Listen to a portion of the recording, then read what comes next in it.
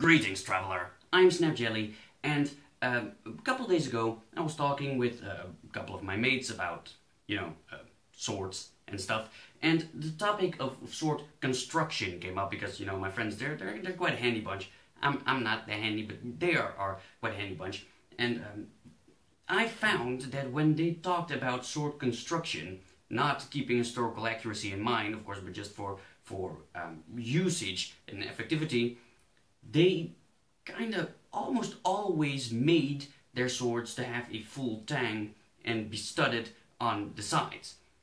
Why? Well, because this is sturdier, and this raised the question, why aren't all swords full tang? In case you don't know what a tang is, the tang is the piece of metal that is inside the hilt, inside the handle, if you will. It's connected to the blade, and it essentially keeps the entire sword together. It's one piece because of the tang, because the tang is connected to the pommel. Now, generally, the tang is very narrow and not visible, but if it's full tang, then technically if you would get rid of the wrapping here, you would be able to see like a tiny little metal rim on the sides here. But on most swords, this is not the case. Why not? Well, I don't know. I couldn't think of a reason.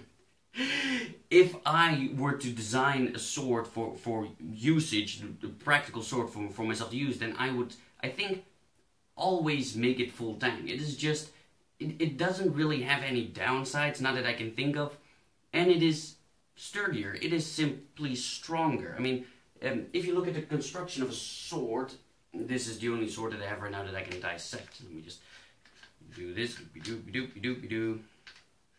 And this one is synthetic, of course, but it's a very similar construction. Oops, daisy, just like that. You'll see that the blade and the tang are connected. Now, on most reproductions, it's one solid piece. However, in history, you very often see that it's not. That the tang is a separate piece of metal, usually not as strong as the blade, and that it's welded on there. In any case, it is supposed to be together, right? And then second is the guard. You slide that over there, over the tang, just like that. It's not connected to anything. Then you take the grip, you slide it on there, again, not connected to anything. And then the pommel. Now, there are several ways that you can connect the pommel. You can screw it on, like on this one. Whoopsie daisy, just like that. There's also another way that you can connect the pommel, that it has a hole right here, and the tang actually sticks out with a little screw thingy on there, and then you have to put a separate nut on there. That's what's called a nut pommel. But the most common is a peened pommel, and a peened pommel, put back, is this.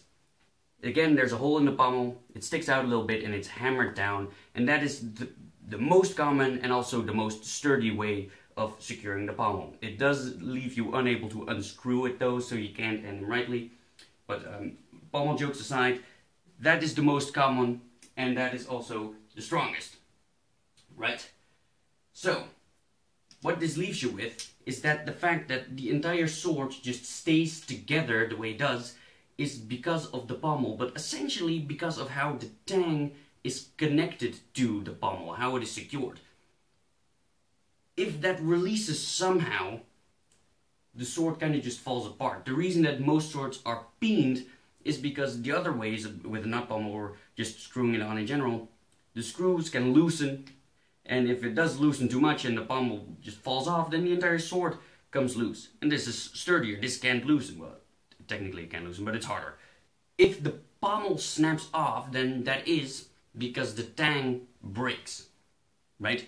Because, well, the pommel is connected to the tang, and if it breaks, it's not a very common thing. It's not ooh, you have to be wary of pommel snappage, or specifically aim for your opponent's pommel to have it break off, nothing like that. But swords, get used and they get damaged over time, and the pommel can break off, and when it does, it's because the tang breaks, and then the pommel falls off. And then there's nothing to keep the hilt in place, and then there's nothing to keep the guard in place. The entire sword will just fall apart. Unless, if it's full tang, you have to have separate studs on the side of your grip. So then if the pommel would break off, the tang would still be connected to the grip. That plus the tang is just wider in general, it's more material, so it's less likely that the pommel breaks off because, well, the tang is stronger. So no, I don't see any downsides. It's also not like they didn't have the technology. I mean, the Langsmesser is created this way. Specific sabers have this kind of creation, although they were usually ordered that way. So usually these kinds of sabers would not have a full tang, but officers tend to order their sabers to have a full tang, so there was some benefit to it. They knew that. Knives had this. Various ancient swords had this as well, so it's not like they didn't have the technology. There's some separate reason as to why they did not make swords with hilts like that, generally. And I don't know why. I just don't know. It could be that it was more expensive. It could be that it was harder.